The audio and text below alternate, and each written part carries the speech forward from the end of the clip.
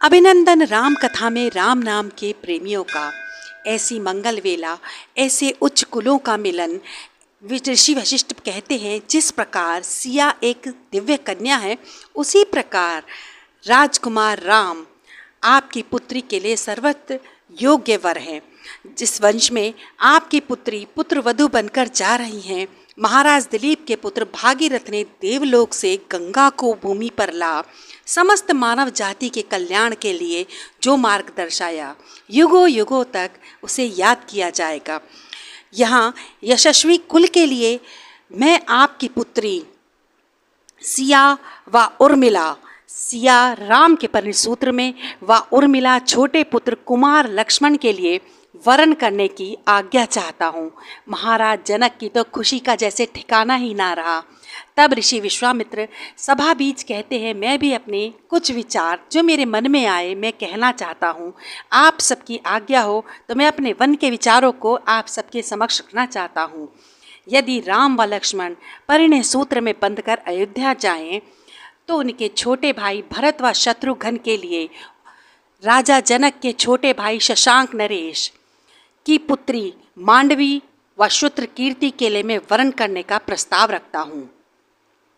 सभी सभाजन सभी ऐसा शुभ समाचार सुन जैसे चारों दिशाओं से, चारों ओर से फागुनी बारिश होने लगती है। नक्षत्र जैसे चारों राजकुमार राजकुमारी के परिणय सूत्र में बंध जाएं, ऐसे फूलों की वर्षा होने लगती है। सभी सखियां दौड़ती दौड़ती खुशी के गीत गाती मंगल गाती सिया के कक्ष में जाती हैं, वह ये शुभ समाचार सुनाती हैं।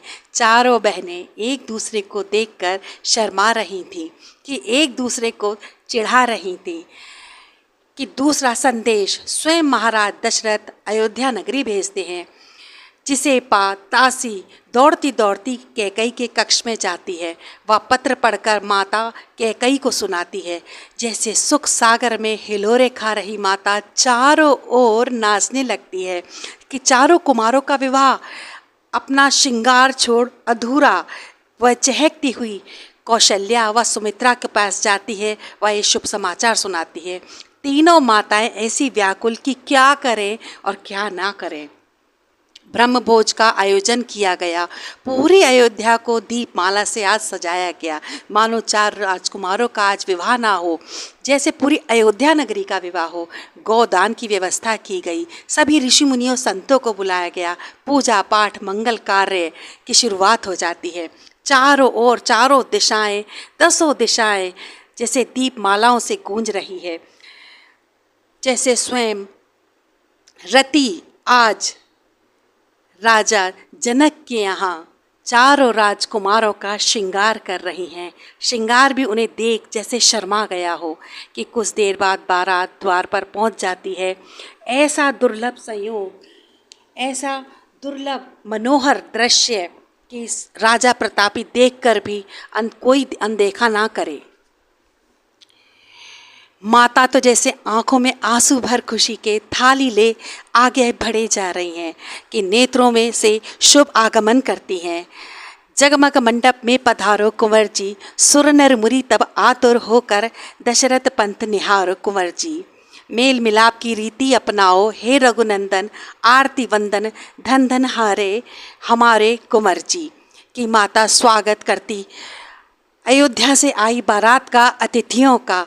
जैसे पिता तो बिछे बिछे जा रहे थे, चारों भाई मंडप की ओर धीरे धीरे अपने छोटे छोटे नाजुक कोमल कमलों से जैसे चरणों से आगे बढ़ रहे थे। ऋषि वशिष्ठ व विश्वामित्र के समीप बैठे हैं। कुछ ही क्षणों बाद महालक्ष्मी चली आ रही हैं।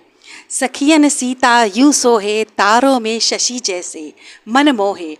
दुल्हन दुल्हा राम जानकी दुल्हन, बारी बारी जाऊं गाओरी मंगल गाओरी।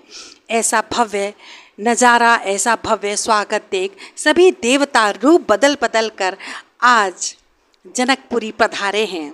ऐसा मंगल दिवस, ऐसा मंगल कार्य देखने को चारों ओर दसों दिशाएं ललायित हैं। तो आज कथा को देते हैं यहीं विराम। चारों राजकुमारों का चारों राजकुमारियों का कैसा भव्य स्वागत होता है अयोध्या नगरी में, सुनने के लिए अवश्य सुने हमारा अगला भाग। तब तक हमारे चैनल को लाइक, सब्सक्राइब, शेयर करना ना भूलें। नतमस्तक समस्त सारस्वत वंशज। आधार। एक कदम आत्मीयता की ओर।